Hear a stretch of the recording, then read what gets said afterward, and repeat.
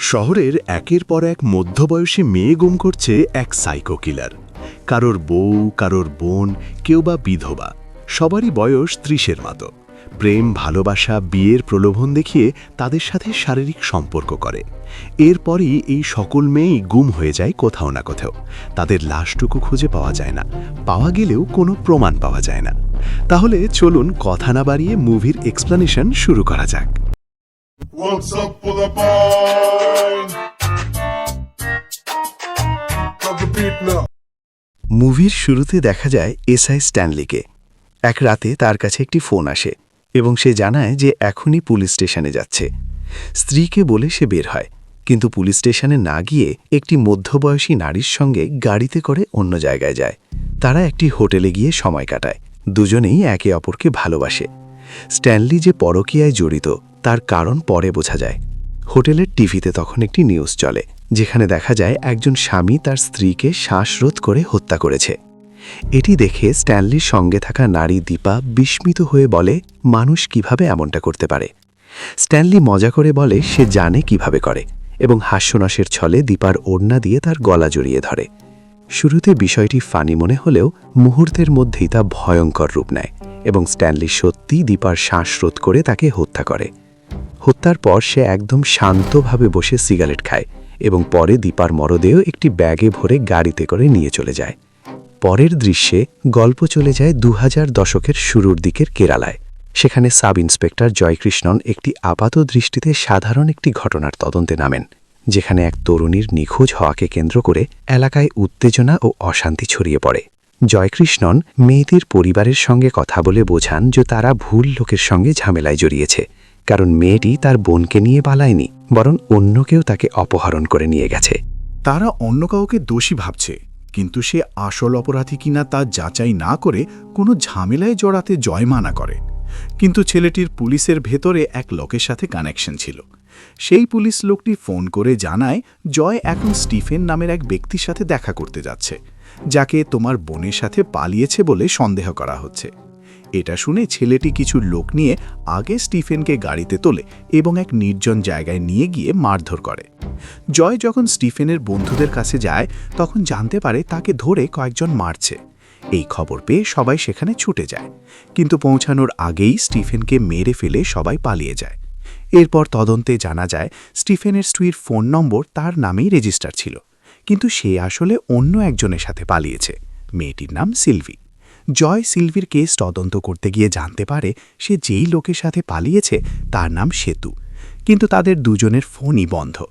জয় সেতুর বাড়িতে গিয়ে জানতে পারে সে প্রায় ১ বছর ধরে বাড়িতে আসেনি। পরিবারের দাবি সে কারো সাথে পালিয়েছে। জয় বিষয়টি তার এসপিকে জানিয়ে বলে, স্যার, সামথিং ইজ রং। তখন এসপি বুঝে যান এটি কোনো সাধারণ পালিয়ে যাওয়ার ঘটনা নয়, বরং বড় কোনো অপরাধ ঢাকার জন্য সাজানো একটি পর্দা। তাই তিনি এই কেসের গভীর তদন্তে নামার সিদ্ধান্ত নেন। অন্যদিকে স্ট্যানলির কাছে তার এক পরিচিত ভাই আসে। সে জানায় তার একটি জুয়েলারির দোকান আছে, সেখানে ব্যবহৃত সায়ানাইড খেয়ে পাশের দোকানের এক লোকের কুকুর মারা গেছে, তাই সে তার বিরুদ্ধে কেস করতে চায়। এই কথা শুনে স্ট্যানলির মাথায় আরও এক ভয়ানক আইডিয়া আসে। সে বুঝে যায় সায়ানাইড খেলে কিছুক্ষণের মধ্যেই যে কোনো লোক মারা যেতে পারে। এরপর সে একটি ভুয়া জুয়েলারির আইডি কার্ড বানায় এবং সায়ানাইড সংগ্রহ করে।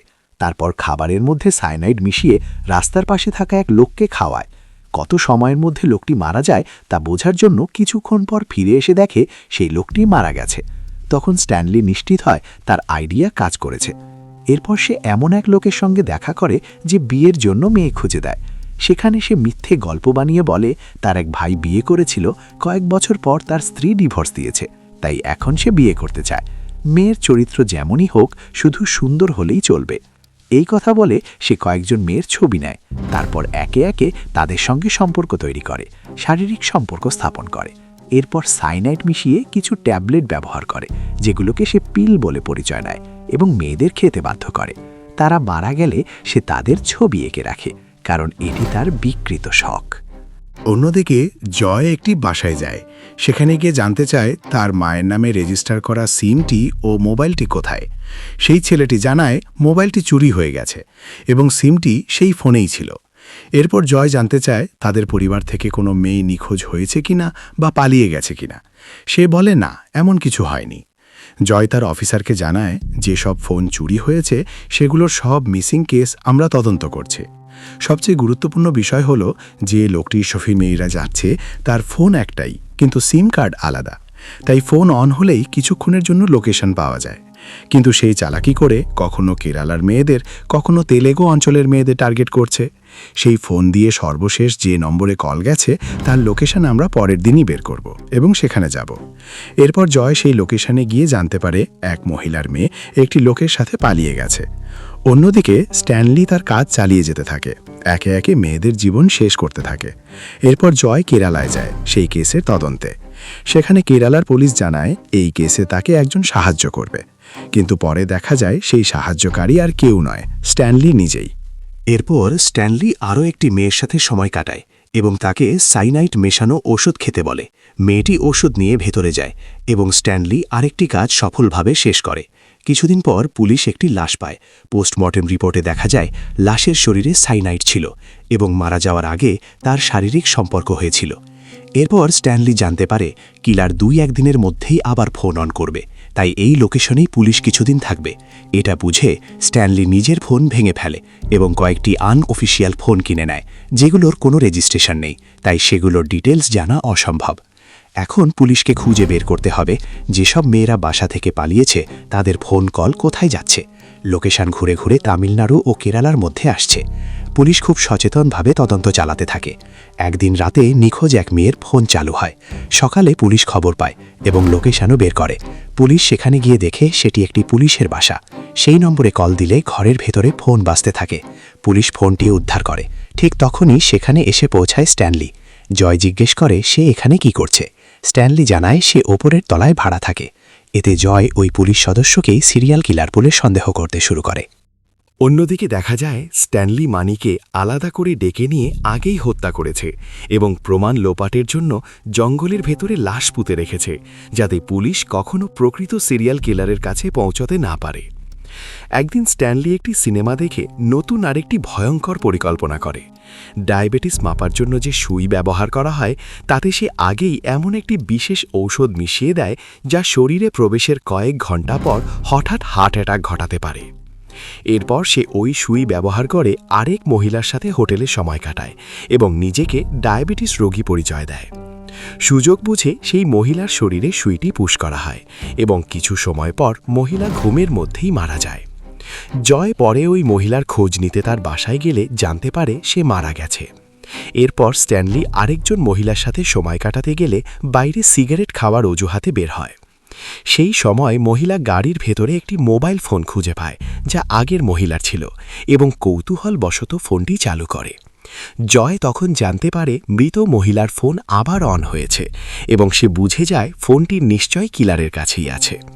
ফোনের শেষ লোকেশন ধরা পড়ে তামিলনাড়ুর একটি জায়গায় এবং জয় সেই তথ্য ফোন করে স্ট্যানলিকে জানায়। স্ট্যানলি তাড়াতাড়ি সেখান থেকে চলে যায়। অন্যদিকে জয় সেই মেয়ের বাসায় যায় যার তদন্ত করতে প্রথমে গিয়েছিলাম, কারণ সেই মেয়ের নম্বরের লোকেশন এই বাসায় কয়েকবারই এসেছিল।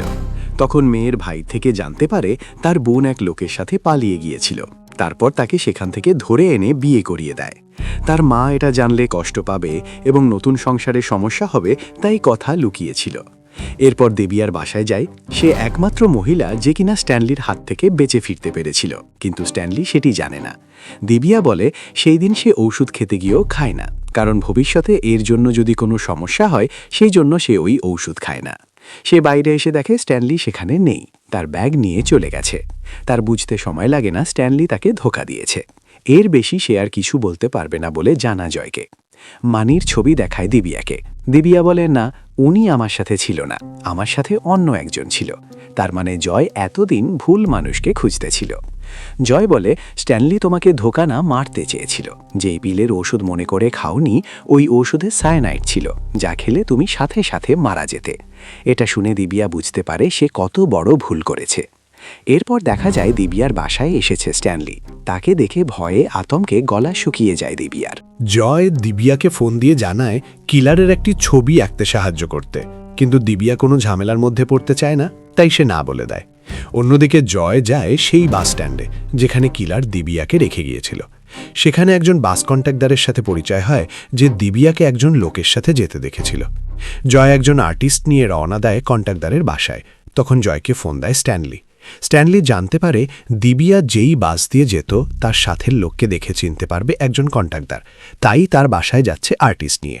এটা শুনে সেও গাড়ি ও বন্দুক নিয়ে রওনা দেয়। যেতে যেতে ছবি আঁকা হয়ে যায়। সে ভয়ে ছবি দেখতে গেলে দেখে অন্য এক লোকের ছবি। এটা দেখে স্ট্যানলি একটু শান্ত হয়। কন্ট্রাক্টর স্ট্যানলিকে দেখে বলে সে তাকে কোথাও দেখেছে।